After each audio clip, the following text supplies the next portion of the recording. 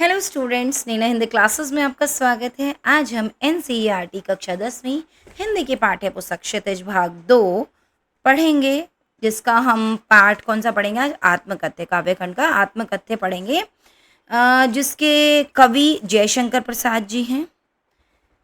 इस कविता में क्या है बच्चों? आत्मकथ्य। आत्मकथा आप लोगों ने सुना होगा, क्या होता है, पढ़ी भी होंगी शायद कुछ आत्मकथाएं।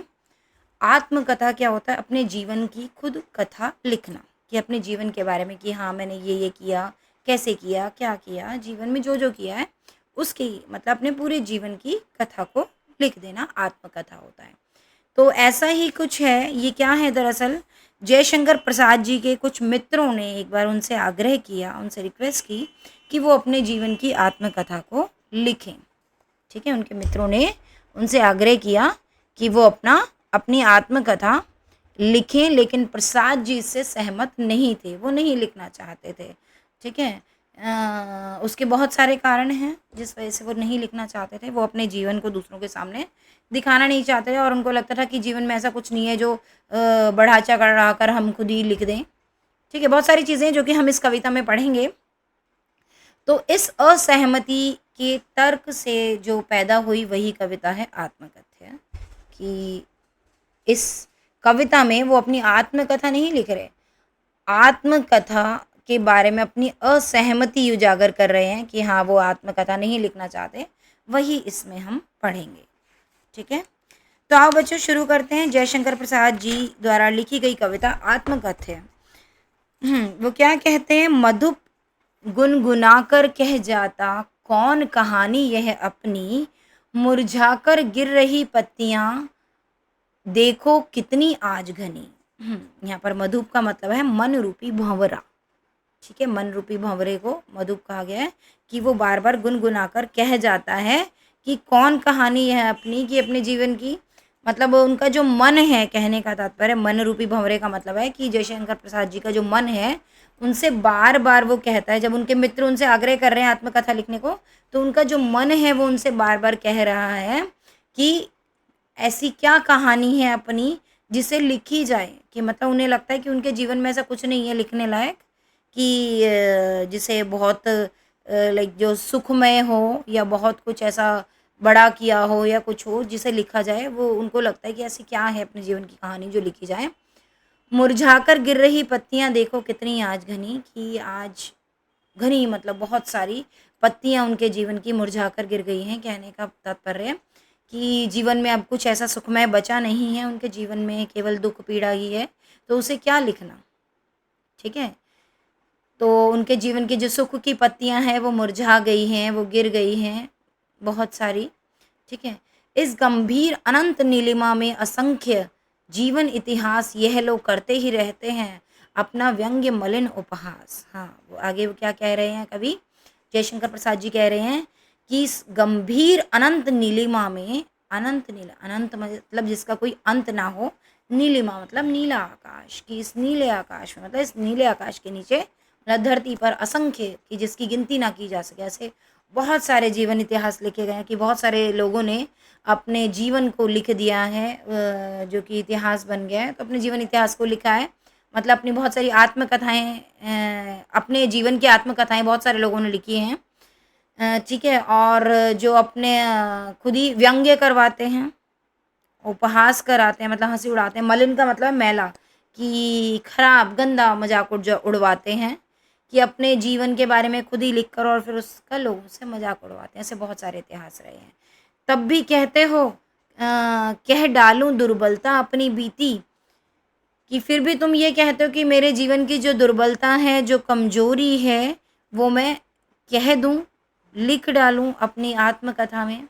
कि जब बहुत सारे लोगों का इतिहास ऐसा रहा है, बहुत सारे लोगों ने अपना जीवन इतिहास लिख डाला, अपनी आत्मकथाएं लिख डाली, और उसका बहुत ही व्यंग्य करवाया है, लोगों से उपहास बनवाया है, कि मजाक उड़वाया है, फिर भी तुम कहते हो कि मैं अपने जीवन की दुर्बलता भी, अपने जीवन की जो भी कमज़ोरी रही है, कमियां रही है, मेरे जीवन में जो भी कुछ हुआ है वो सब लिख डालूं, कह दूं लोगों से।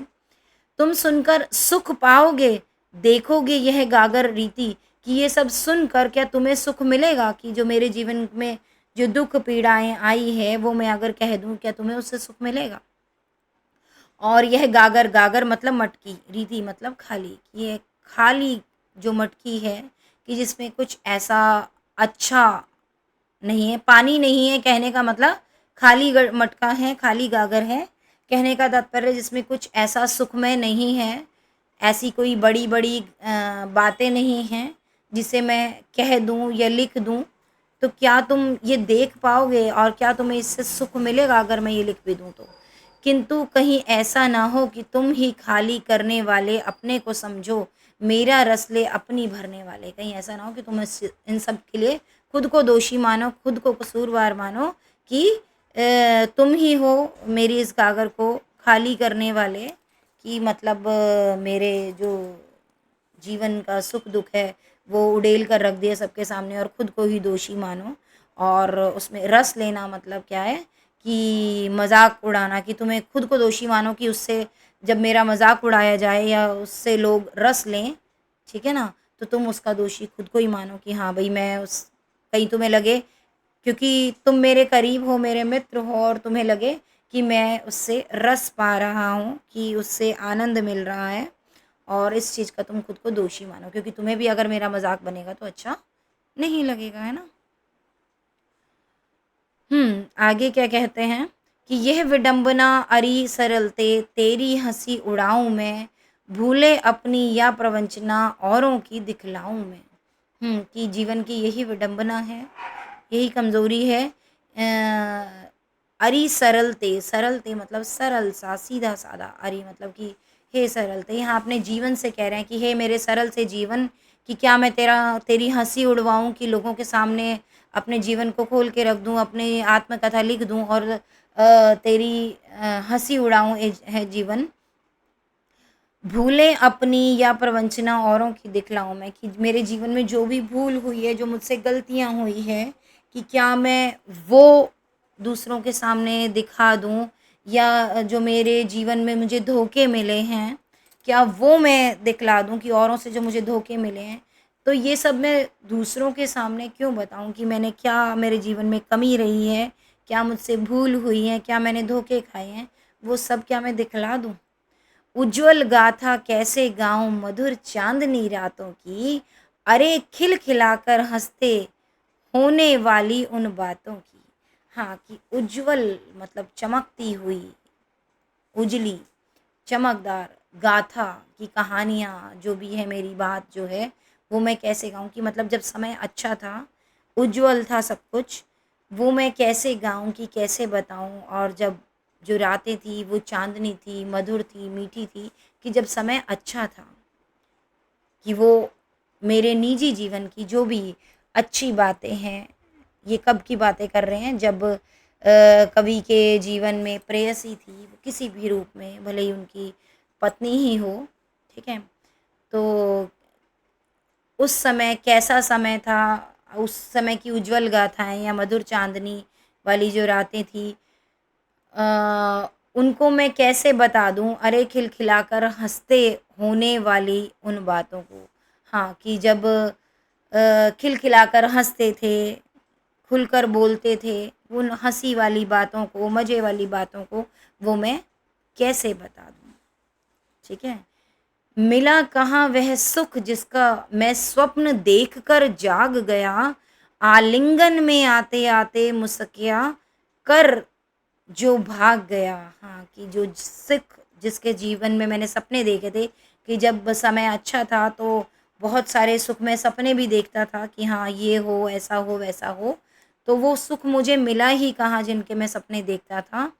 आलिंगन में आते आते मतलब मेरी बाहों में आते आते वो, मतलब उस सुख मुझे मिलते मिलते रह गया और मुस्कुराकर मुझसे भाग गया, कि वो सुख मेरे पास आते आते बस चला गया।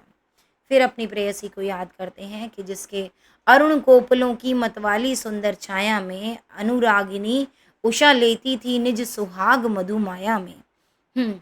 कि जिसके अरुण कोपले, कपोलों, सॉरी कोपले नहीं, अरुण कपोलों की मतवाली सुंदर छाया में, अरुण मतलब लाल, कपोल मतलब गाल, की लाल लाल गालों की मतवाली सुंदर छाया में, कि मस्ती भरी छाया में, कि जिसके लाल लाल सुंदर गाल थे और मतवाली सी जो लगती थी, मस्ती भरी, ठीक है। और उस समय पर जो उषा मतलब सुबह होती थी वो भी कैसी होती थी, अनुरागिनी सी, मतलब प्रेम भरी सुबह होती थी, जो कि निज सुहाग मधुमाया में, हाँ निज मतलब अपने ही सुगंध में, मधुर सुगंध में जो रहती थी, ऐसी सी सुबह होती थी कि मधुर सुगंध लेकर आती थी, मतलब हर समय अच्छा होता था। लेकिन आज ऐसा नहीं है, उसकी स्मृति पाथे बनी है, थके पथिक की पंथा की। हुँ। सीवन को उधेड़ कर देखोगे क्यों मेरी कंथा की। कि लेकिन आज उस प्रेयसी की और उस अच्छे समय की सिर्फ़ स्मृति रह गई है, याद रह गई है। और वो पाथे का मतलब है कि पथिक जो राहगीर होता है, जो रास्ते में चलने वाला होता है, राही जो होता है, उसको जो रास्ते में मिलने वाला जो भोजन होता है, उसे पाथे कहते हैं। कि आज उसकी यादें मेरे लिए पाथे हैं, कि मुझे कहीं न कहीं वो भोजन है मेरे लिए, कि जिससे मेरा जीवन चल रहा है, कि उन स्मृति को याद कर कर के। और मुझ थके हुए पथिक मतलब थके हुए पथिक की वो पंथा है, पंथा मतलब कि राह दिखाने वाली, रास्ता, कि आज उसकी अच्छी मीठी यादें मुझे सही रास्ता दिखाती हैं, ठीक है ना। आज सिर्फ़ वो मेरे लिए स्मृति है। तो ऐसा सा सब रहा है, तो ऐसी सीवन को उधेड़ कर देखोगे क्यों मेरी कंथा की, कवि ऐसा कह रहे हैं।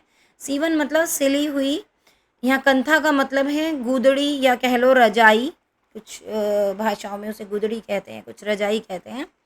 तो सिली हुई रजाई को उधेड़ कर देखोगे, कहने का मतलब मेरे जीवन में जो कुछ हुआ उसे सब उधेड़ बुन करके देखोगे, तो उससे कौन सा सुख मिलेगा। छोटे से जीवन की कैसी बड़ी कथाएं आज कहूँ, कि मेरा जीवन तो बहुत छोटा सा रहा है, उसकी बड़ी बड़ी कथाएं कैसे कह दूँ, कि जीवन में ऐसा कुछ बड़ा बड़ा नहीं हुआ कि जिसे मुझे कह देना चाहिए और लोगों को बता देना चाहिए। क्या है यह अच्छा नहीं कि औरों की सुनता मैं मौन रहूं, कि मैं दूसरों की सुनूं लेकिन मैं मौन रहूं, अपने बारे में कुछ ना कहूं, अपनी आत्मकथा ना लिखूं। क्या ये अच्छा नहीं है। सुनकर क्या तुम भला करोगे मेरी भोली आत्मकथा, अभी समय भी नहीं थकी सोई है मेरी मौन व्यथा।